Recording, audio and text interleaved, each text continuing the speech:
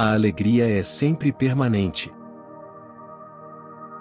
Querido Osho, o ego ainda está ativo quando eu sinto alegria e contentamento? Champak, quando a alegria está presente, não existe ego. Mas quando a alegria se vai, o ego retorna. E quando o ego retorna, ele transforma a alegria em uma experiência. Fora isso, quando a alegria está presente, não existe experienciador nem experiência, não existe divisão. Não é que você sinta alegria, você é a alegria. Quando a alegria está presente, você não está, a alegria está, apenas a alegria. Você ainda não é capaz de conter aquela alegria para sempre. A janela e a porta se fecham, a fragrância desaparece, a música vai se tornando distante até desaparecer. O ego está de volta e diz: garoto, que bela experiência. Foi muito legal, fantástico. E agora, aquilo que não era uma experiência foi reduzido a uma experiência. Você me pergunta, o ego ainda está ativo quando eu sinto alegria e contentamento? Quando você está verdadeiramente na alegria e no contentamento, o ego não está, ele não consegue estar, porque o contentamento não pode estar junto com o ego, é impossível, eles não conseguem existir juntos. Nunca se ouviu isso. A coexistência deles é impossível. Quando a alegria e o contentamento estão presentes, apenas Deus está. Mas eu posso entender a sua pergunta, Champak. A pergunta surge mais tarde, quando o ego retorna e o momento de alegria já desapareceu, daí ele toma posse. O ego é muito ganancioso, ele toma posse de tudo, ele acumula tudo. Ele reduz toda coisa viva em uma coisa morta, porque somente coisas mortas podem ser acumuladas. Aí, ele diz: mantenha isto como uma memória, isto foi uma grande coisa. E aquilo ficou reduzido a uma memória. E o ego ainda diz: tenha este tipo de alegria mais e mais vezes, crie mais alegrias.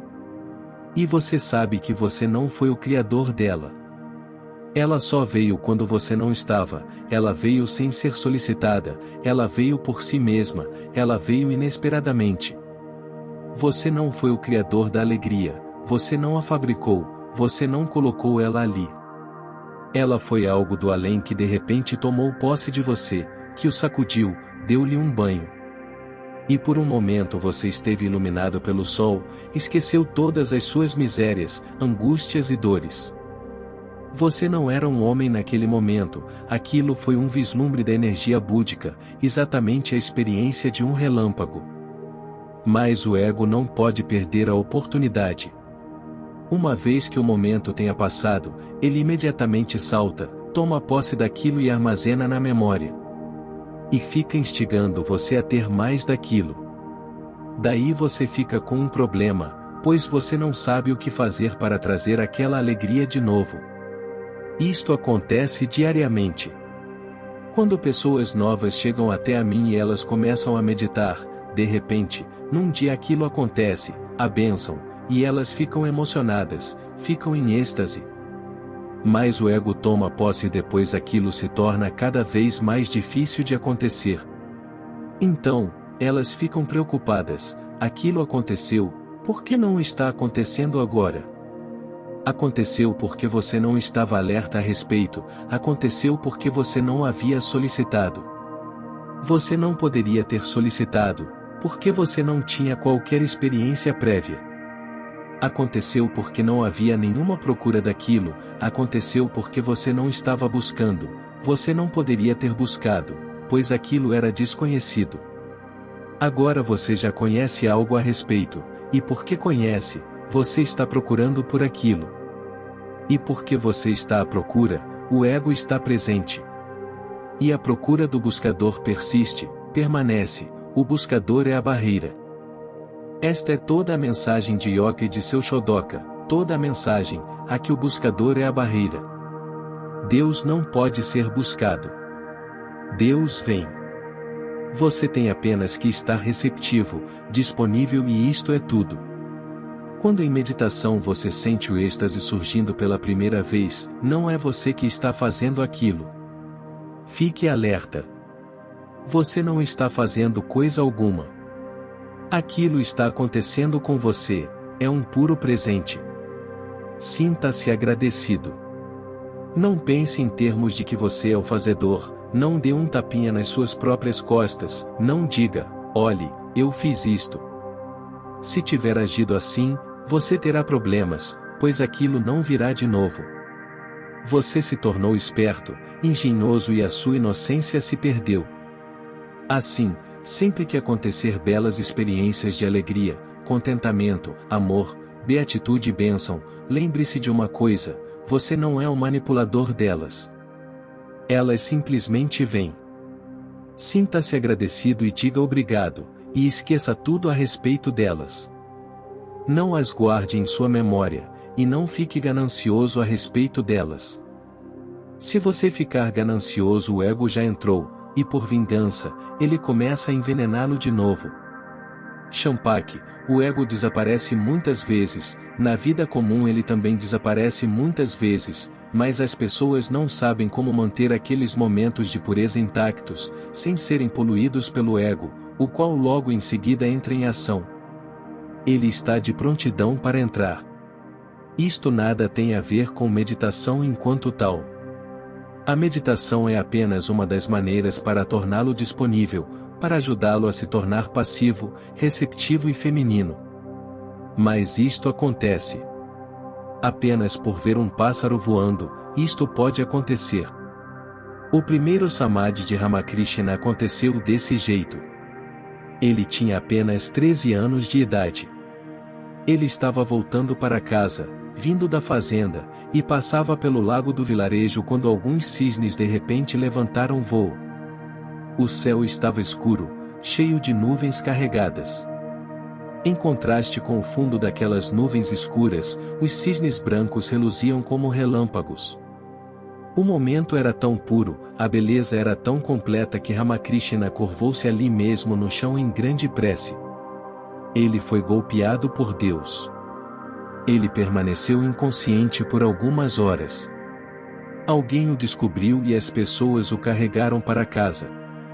Aquele foi o seu primeiro Samadhi.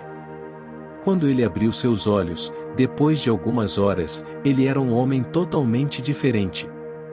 Aqueles olhos não eram mais os antigos, eles tinham um novo brilho.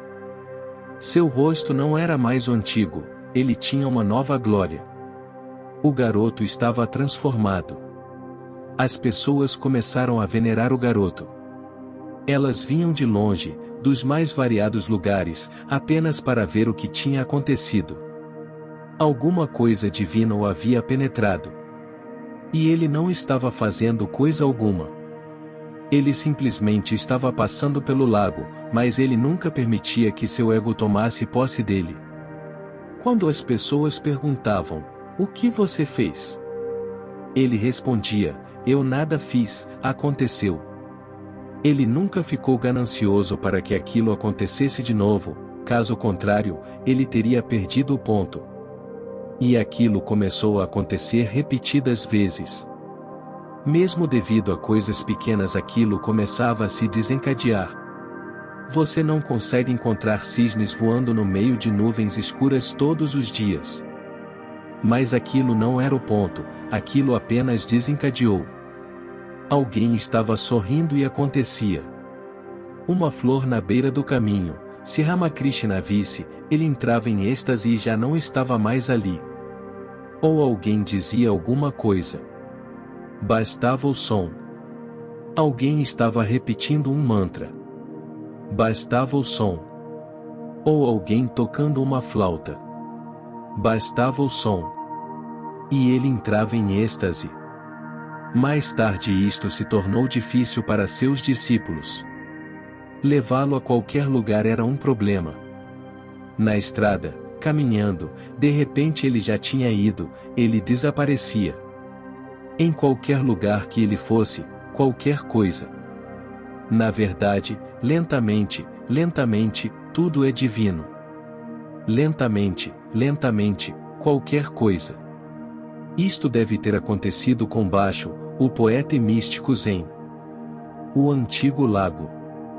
Um sapo salta, plops. Baixo deve ter entrado em um profundo êxtase, apenas o plops, o som do sapo saltando no antigo lago, era suficiente, mais do que suficiente, e a porta se abria. Ela se abre para você também. Deus é generoso, mas você perde o ponto, porque você o interpreta erroneamente. Algumas vezes acontece quando você está fazendo amor, mais frequentemente quando você faz amor, porque esta é a sua experiência mais profunda. Ramakrishna deve ter sido uma alma muito estética, caso contrário, quem entraria em tamanho orgasmo por ver alguns cisnes voando ao encontro das nuvens negras? Ele deve ter sido de uma imensa sensibilidade estética. Aquilo era o suficiente para ele entrar em estado orgástico. Normalmente as pessoas não são tão sensitivas, elas se tornaram muito duras. Para conseguir sobreviver, elas tiveram que colocar uma armadura ao seu redor, exatamente para se protegerem. Elas tinham medo de ficar vulneráveis. Mas enquanto você está fazendo amor, você se torna vulnerável. Naquela intimidade, o vislumbre vem, você se perde, você está possuído por alguma energia que não é você. Você é minúsculo, comparado com ela. A energia é imensa, enorme. Mas não tome posse dela no momento seguinte. O ego é muito astuto. Quando aquela energia vem, agradeça a Deus, e quando ela se for, agradeça a Deus, mas não se torne de maneira alguma um fazedor, permaneça um não fazedor,